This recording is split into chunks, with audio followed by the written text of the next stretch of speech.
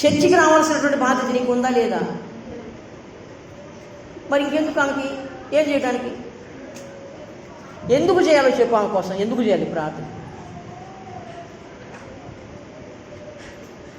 నేను మీకు గతంలో కూడా ఒకసారి చెప్పాను.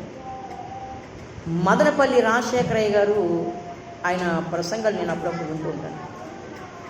ఆయన సేమ్ క్వశ్చన్ ఇదే చేస్తాడు. అయ్యా నా కోసం ప్రార్థన ఎందుకు చేయాలరా?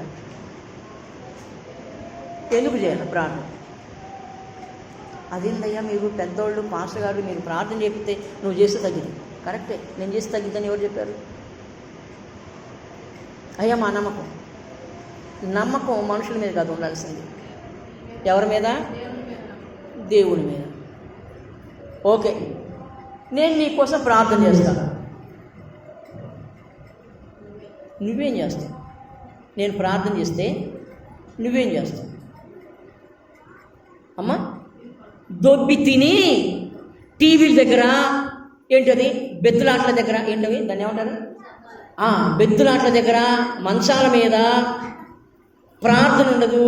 ముసలమ్మ ముచ్చట్లు, పోసుకోలి ముచ్చట్లు, వాడట్ట వీడిట్ట ఈ చెప్పుకుంటా ఉంటే నీ కోసం ఈడ పాస్టర్ గారు పని కట్టుకొని ప్రార్థన చేయాలా? నువ్వేమో నీ ఇష్టానుసారంగా బ్రతుకుతావు. అదేంటే పాస్టర్ గారు ప్రార్థన చేయలేదమ్మా మేము చేయమన్నా కానీ.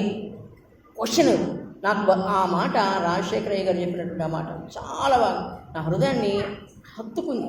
అవును, ఎందుకు చేయాలి చెప్పు? నేను ప్రార్థన ఎందుకు చేయాలి? మీరు అడిగే మీరు వేసేటువంటి క్వశ్చన్ ఏంటి? పాస్టర్ గారు కదండి మీరు అందుకు చేయాలి. మరి నేను చేస్తాను. ఓకే నేను చేస్తాను. నువ్వేం చేస్తావు అనేది ఒకసారి ఆలోచన చేసుకో. నీకోసం నువ్వు ప్రార్థన చేయవా? చేయాల్సిన బాధ్యత నీకు లేదా? లేదు అంటే అర్థం ఏంటంటే నువ్వు ఎందుకు చేయట్లేదంటే నీలో ఉన్న దయ్యము నిన్ను అలా చేస్తుంది.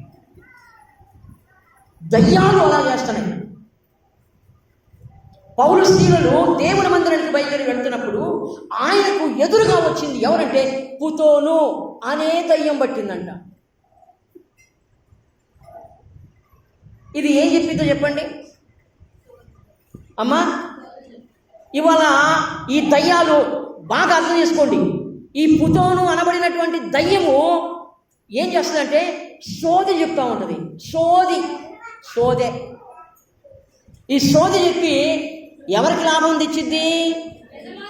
యజమానులు. ఇక్కడ అయితే మాత్రం ఈ సందర్భం అయితే వేరు, కానీ మన విషయంలో మనం మాట్లాడదాం.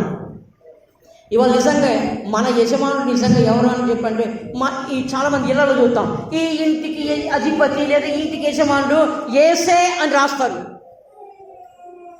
ఇళ్లలో చూసారా మీరు?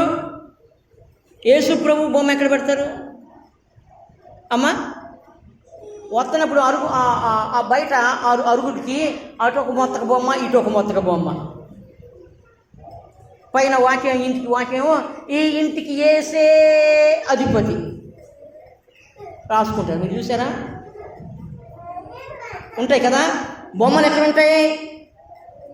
ఎక్కడుంటాయి బొమ్మలు ఎక్కడ పెడతారు? యేసు ప్రభు బొమ్మ దాన్ని ఏమంటారు? ఇటు ఒక టైల్స్ అటు ఒక టైల్స్ రెండు అంటించి యేసు ప్రభు ఇటు ఒకటేమో శిలువ గుర్తు, అది ఒకటేమో శిలువ మీద మరణించినటువంటి ఆ బొమ్మ రెండు వేసి అంటించి పెడతారు గోళ్ళకి. పైన ఈ ఇంటికి ఏసే అధిపతి. చూసా? అది ఎవరి కోసం? ఎవరి కోసం కదా?